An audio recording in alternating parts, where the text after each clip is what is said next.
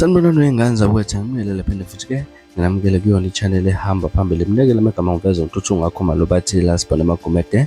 Ngizophinde ngicela ingane kwethu ukuthi uma ngabe usemusha kuleli khasi wenze okufanele sa-subscribe, ungakhohlwa ukukhomenta no-like nokushare okuyikhona okukhulu kunakho konke. Wey'ngane zakwethu, isihlabani somculo amaskandi uKhuzani Ndlamlenze Mpungose sesiphinde saqhamuka udumo lengozi sishiwa emhlabeni induna abalandeli baso bakwaNongoma uXolani uSidakamizwa wakaMathe.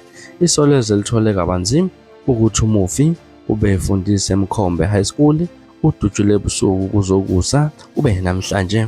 uKhuzani utheke balimele kakhulu njengomndeni kwamaBlue Nation. Utheke ube sedlulisa amazwi enduduzo emndenini ezihlotshweni ubangani nakubo bonke ebebemthanda umufi. Kwangathi-ke uNkulunkulu angabupha amanxeba futhi aqinise imindeni ngebhandi likamoya kulesi sikhathi ezinzima nezibuhlungu. Izikhathi ezifana nalezi-ke azemule-ke lezi neze laphana lelo ngokuthula umfo kaMathe.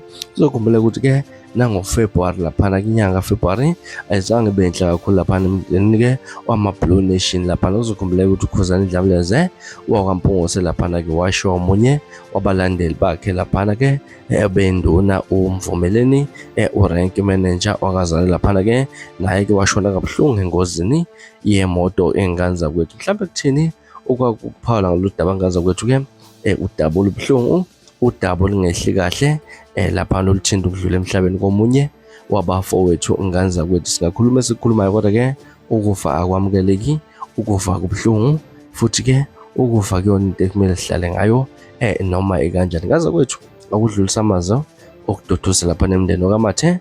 Ngizwe ukuthi uthini olwakhuva ngalolu daba. Mina ngila-sponsor ngipha manje nawe ngane zakwethu, ngiyabuya nezilandelakho kwividiyo elandelakho. Ukwakho ukusubscribe nisiphathe kahle nibe nosuku olumnandi. Ngithanda kakhulu.